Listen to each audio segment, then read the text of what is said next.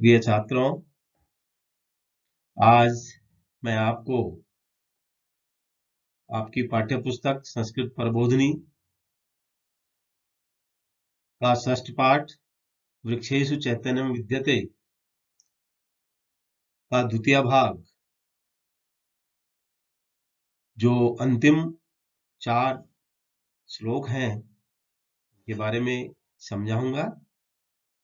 पिछले वीडियो में आपने वृक्षेषु चैतन्यम विद्यते के 5 श्लोक समझे, उनके कठिन शब्दार्थ, उनके भावार्थ और हिंदी अनुवाद आपने समझा। आज इस वीडियो के माध्यम से जो अंतिम 4 श्लोक हैं, उनके बारे में हम समझेंगे, उनके कठिन शब्दार्थ, उनका भावार्थ और हिंदी अनुवाद, यह सब हम आज इस वीडियो के माध्यम से समझेंगे। आप इसको ध्यान से समझेंगे, ध्यान से देखेंगे।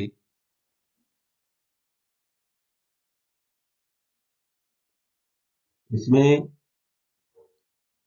जो ये षष्ठ श्लोक है, इसको ध्यान से समझेंगे। वक्त्रेणोत्प्लानेन यथोर्ध्वा जलमाददे तथा पवन संयुक्ता पादे पिबति पादपः। इसके जो कठिन शब्द हैं, वक्त्रेण, वक्त्रेण जो होता है, वक्त्रेण का जो अर्थ होता है वो होता है मुख द्वारा, यानी मुखेन। इसमें तृतीय एक वचन है, तृतीय विभक्ति का एक वचन है। उत्प्लानेन, उत्प्लानेन अर्थात ये जो उत्प्लानेन है,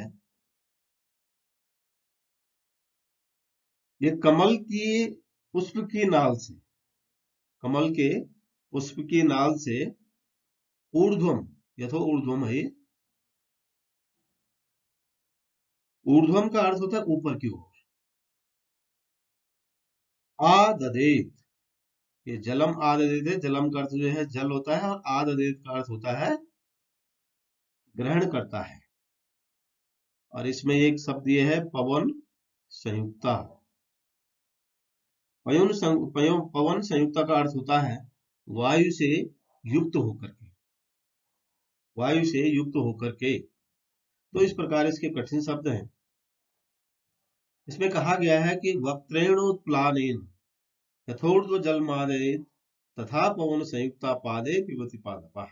अर्थात यथा वक्त्रेण कमल नालेन जलम ऊपरी आनीयते तथैव पवनेन संयुक्ता पादपा पादे जलम पिबती थी। अर्थात यथा वक्त्रेण कमला नालेन जलम ऊपर, जिस प्रकार से कमल अपने डंठल के द्वारा जल को ऊपर की ओर ग्रहण कर खींचता है, यथो ऊर्ध्व मतलब ऊपर की ओर खींचता है, ग्रहण करके खींचता है, उसी प्रकार वृक्ष भी वायु से युक्त होकर अपनी जड़ों से पानी पीता है। यानी वो वायु से युक्त होकर के अपनी जड़ों से पानी पीता है। इससे ये सिद्ध होता है कि जो पेड़ पौधे हैं, जो वृक्ष हैं, उनका विकास और जल से, भोजन से होता है, जिस प्रकार हमारा होता है। अगला जो इसमें श्लोक है, सुख दुःखयोश्च ग्रहणाच्छिन्नस्य च विरोहणात् जीवं पश्यामि वृक्षाणाम चैतन्यम न विद्यते। इसमें जो कठिन शब्द है, सुख दुःखयोश्च का मतलब होता है सुख और दुख में। ग्रहण, ग्रहण का मतलब होता है ग्रहण करने से या अनुभव करने से। आछिन्नस्य या छिन्नस्य, छिन्नस्य का जो अर्थ होता है वो होता है कटे हुए। और विरोहणात्, ये विरोहणात् जो शब्द है, विरोहणात् का जो अर्थ होता है वो होता है वृक्ष की शाखा के आरोपण होने से। यहाँ पर एक जीवम लिखा है, जीवम पश्यामी। पश्यामी को मतलब देखता हूं। जीवम का यहाँ पर अर्थ होता है चेतनता या जीव को। और अचैतन्यम, ये वृक्षाणाम अचैतन्यम। अचैतन्यम का अर्थ होता है अचेतता, अचेतनता, यानी जिसमें प्राण नहीं है। इसमें कहा गया है कि सुख दुखयोश ग्रहणा चिन्हस्य च विरोहणात् वृक्षा अपि सुखस्य दुखस्य च अनुभवं कुर्वन्ति। अर्थात वृक्ष सुख और दुख दोनों का अनुभव करने के कारण वो करते हैं। छिन्नस्य वृक्षस्य पुनः अपि विरोहणम भवति, और जो कटे हुए वृक्ष का फिर से उगने के कारण, यानी वृक्ष की कोई शाखा कट जाती है, टूट जाती है, उसमें फिर से उगने की शक्ति होती है।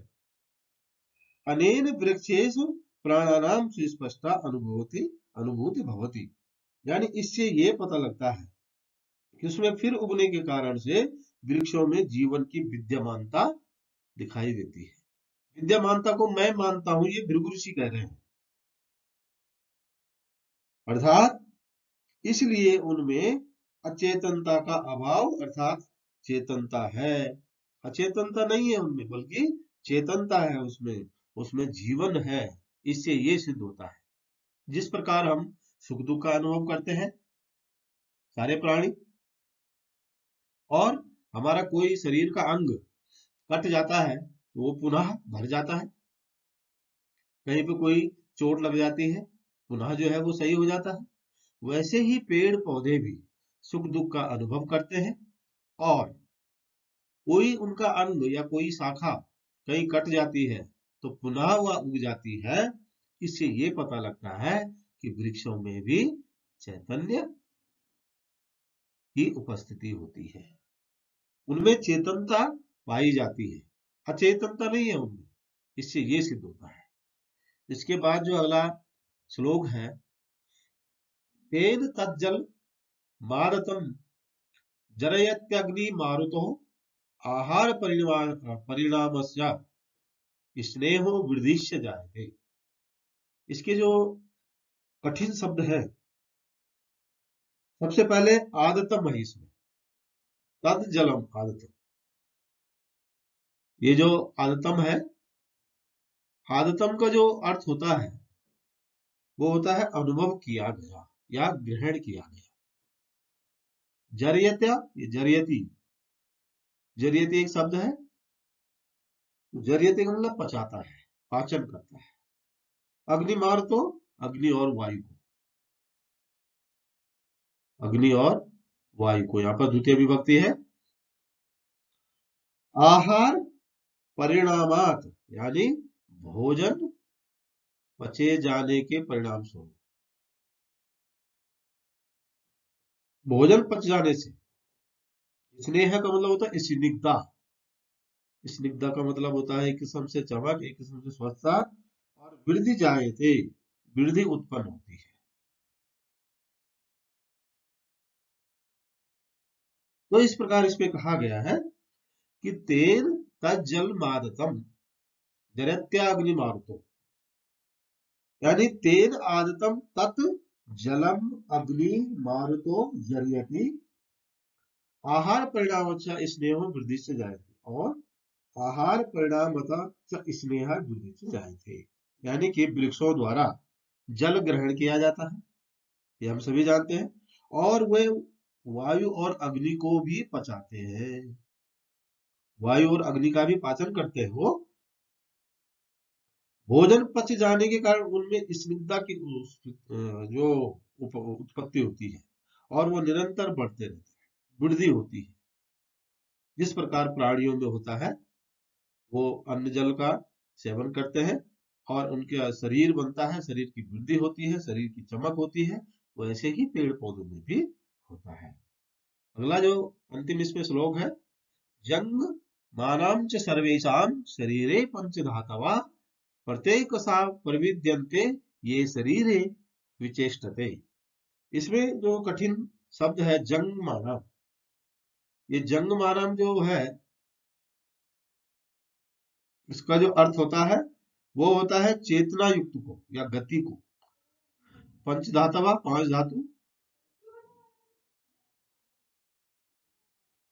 पांच पदार्थ कौन से हैं? क्षितिजल पावक गगन समीरा, यानी कि भूमि, जल, अग्नि, आकाश और वायु। प्रत्येक सा, ये जो प्रत्येक सा जो शब्द है, प्रत्येक सा का जो अर्थ होता है प्रति एक या एक एक करके, यानी प्रतिधन एकसः, एक एक करके या प्रति एक। परवियंते, यहाँ पर एक दूसरा शब्द है इसके बगल में, परवियंते। परवियंते का अर्थ है पृथक दृष्टिगत होते हैं, यानी पृथक दिखाई देते हैं। और विचेष्टते, ये जो अंतिम शब्द है यहाँ पर विचेष्टते, विचेष्टते का जो अर्थ होता है चेष्टा करना या चेष्टा करता है। तो इस प्रकार इसमें कहा गया है कि जंगमानां च सर्वेषां शरीरे पंचधातवा, सर्वेषां जंगमानां शरीरे पंचधातवा प्रत्येक सा प्रवित्यन्ते ये शरीरे विशेषते, प्रत्येक सा प्रवित्यन्ते ये शरीरे विचेष्टते, यानी कि इसका अर्थ ये हो गया कि जितने भी गतिशील, जंगमानां का मतलब होता है गतिशील या चेतनता युक्त, जितने भी गतिशील उसमें वृक्ष भी आते हैं, के शरीर में पांच तत्व पाए जाते हैं, यानी प्रत्येक चेतनता प्राप्त प्राणी हो या पेड़ पौधे हो, सब पांच धातुओं से, पांच तत्वों से बने हुए हैं। पांच तत्व कौन है वो?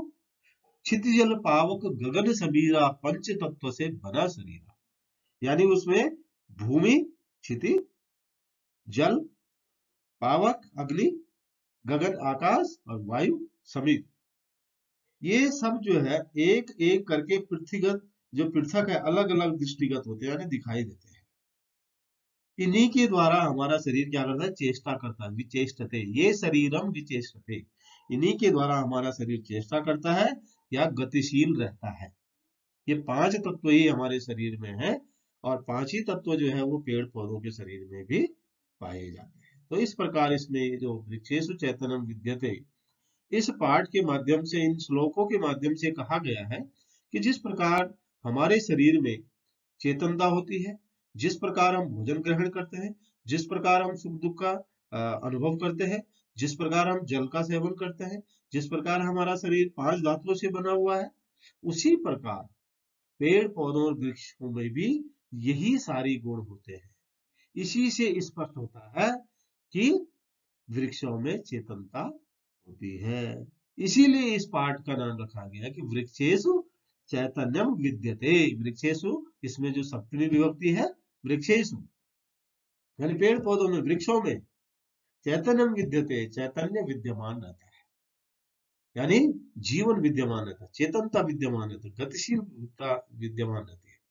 तो प्यारे बच्चों, इस प्रकार से ये पाठ पूरा हो गया है। आशा है आपने इसको ध्यान से समझा होगा, और इसके जो कठिन शब्दार्थ आपको बताए, आप अपने अभ्यास पुस्तिका में इन कठिन शब्दों के अर्थ लिख सकते हैं, और इसका जो हिंदी अनुवाद है, भावार्थ है, वो भी आप लिखेंगे। तो आज इतना ही। अगली बार एक नए वीडियो के साथ आपके समक्ष फिर आऊंगा।